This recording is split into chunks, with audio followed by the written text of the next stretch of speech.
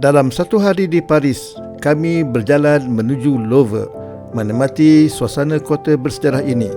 Kemudian beralih pula ke dunia shopping di La Vallée Village dan Primark. Daripada bangunan berusia ratusan tahun hinggalah outlet moden yang dipenuhi pelancong dunia. Inilah sisi Paris, tempat sejarah dan gaya hidup moden bertemu dalam satu perjalanan.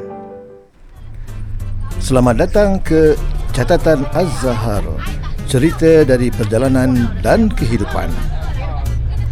Hari kedua di Paris bermula seawal pagi. Bas bergerak perlahan meninggalkan kawasan hotel, sementara kota Paris mula hidup dengan kesibukan harian. Di kiri kanan jalan kelihatan bangunan lama yang masih dipelihara dengan baik. Mungkin itu yang membuatkan bandar ini sentiasa menjadi impian para pelancong seluruh dunia. Selepas turun dari bas, kami berjalan kaki menuju kawasan Louvre.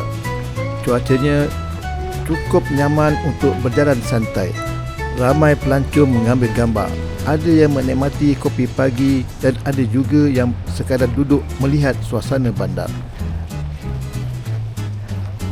Kadang-kadang pengalaman travel yang menarik bukan hanya destinasi, tetapi suasana sepanjang perjalanan menuju ke tempat itu. Dalam perjalanan, kami melalui bangunan klasik yang cukup megah ini. Reka bentuknya sangat sinonim dengan seni bina Eropah lama, dengan deretan tiang besar, ukuran halus dan susunan bangunan yang simetri. Melihat bangunan seperti ini membuatkan kita terasa seolah-olah sedang berjalan dalam babak filem sejarah Eropah. Paris memang terkenal sebagai bandar seni dan budaya. Tidak hairanlah ramai datang ke sini bukan sekadar bercuti, tetapi untuk menikmati suasana dan warisan sejarahnya. Dan akhirnya, kelihatan piramid kaca Louvre yang sungguh terkenal di dunia. Walaupun hanya melihat dari luar, tempat ini tetap memberi rasa kagum. Piramid kaca ini sebenarnya menjadi pintu masuk utama ke Museum Louvre, antara muzium paling terkenal dan terbesar di dunia. Di dalamnya tersimpan ribuan karya seni dan artifak sejarah tamadun manusia, termasuk lukisan Mona Lisa yang sangat terkenal itu.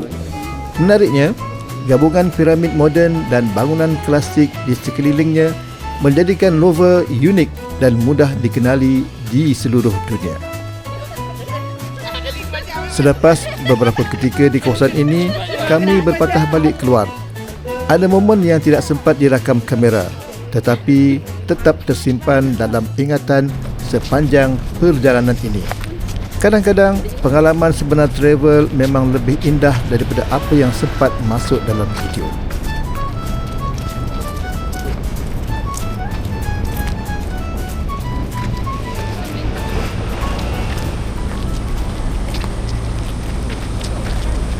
Di luar kawasan ini juga terdapat gereja lama dengan seni bina klasik yang cukup cantik.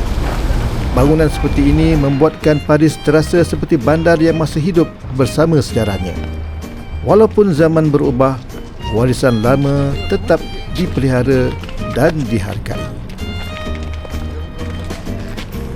Selepas menikmati sisi sejarah Paris, kami bergerak pula menuju La Vallée Village. Destinasi ini cukup terkenal dalam kalangan pelancong yang mencari barangan jenama antarabangsa pada harga outlet. Sebaik tiba di lobi, suasananya terus terasa berbeza, lebih moden, tersusun dan dipenuhi pengunjung dari pelbagai negara.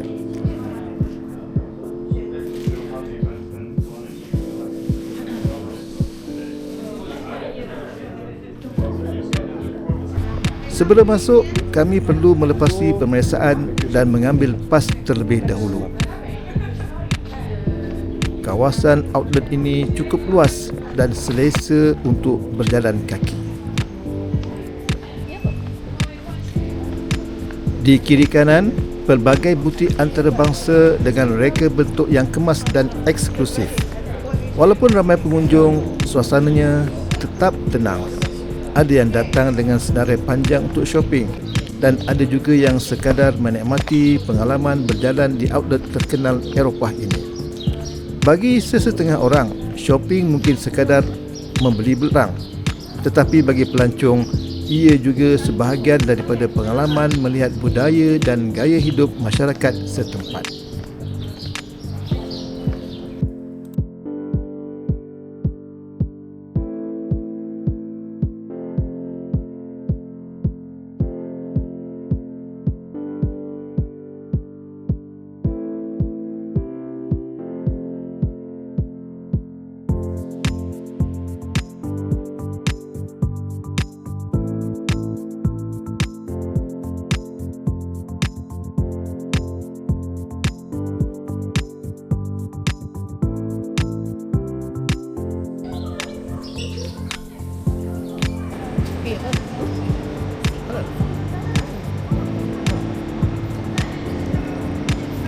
Selepas penat berjalan, kami berhenti sebentar menikmati aiskrim.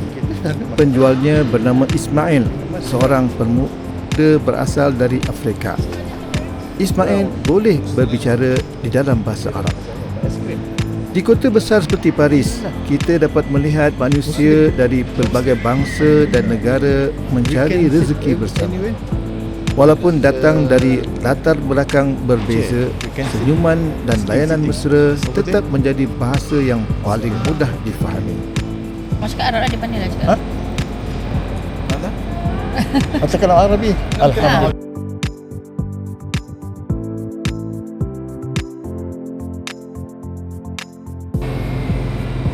Kifayah. Itu. Baik. Mineral water. 20 20. 26. Alhamdulillah. Bismillah. Bisa. Ikut dia. Ikut dia.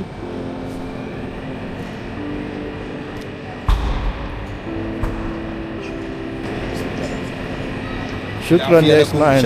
Amin ya Rabb. Syukran ya Ismail.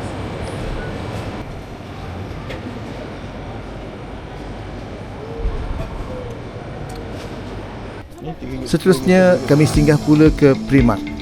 Ketika ini suasananya agak lengang, jadi lebih mudah untuk melihat barangan yang dijual. Primark memang terkenal kerana menawarkan pelbagai pilihan pakaian dan barangan harian pada harga yang lebih mesra poket. Sebab itu, ramai pelancong suka singgah di sini sebelum pulang.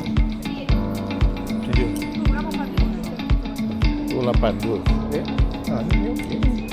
3 ni. 4 ni 5 tahun. Oh. Jom.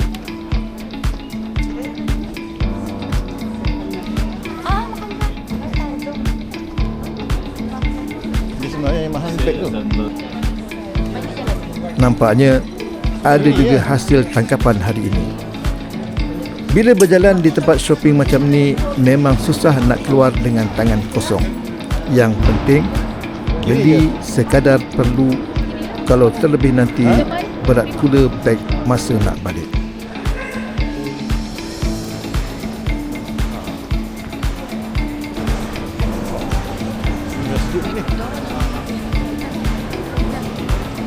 Mana kita? Apa? Sandwich ke apa ke? Ada makan aiskrim tadi. Tapi banyak kedai yang Arab. Ada? Arab dalam. Yang stall sama dalam ni. Audio tu. Tapi buka je lah. Kedai Arab. Makan tiga kisah. Sejuk kan?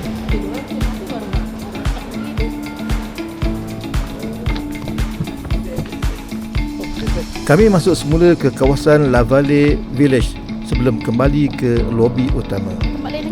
Hari kedua di Paris benar-benar memperlihatkan dua dunia yang berbeza.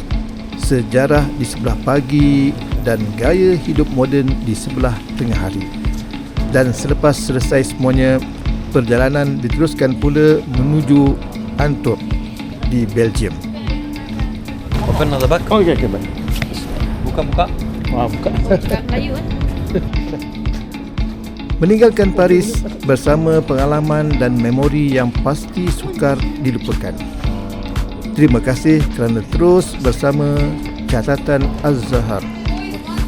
cerita dari perjalanan dan kehidupan. Jalan dah. Okey.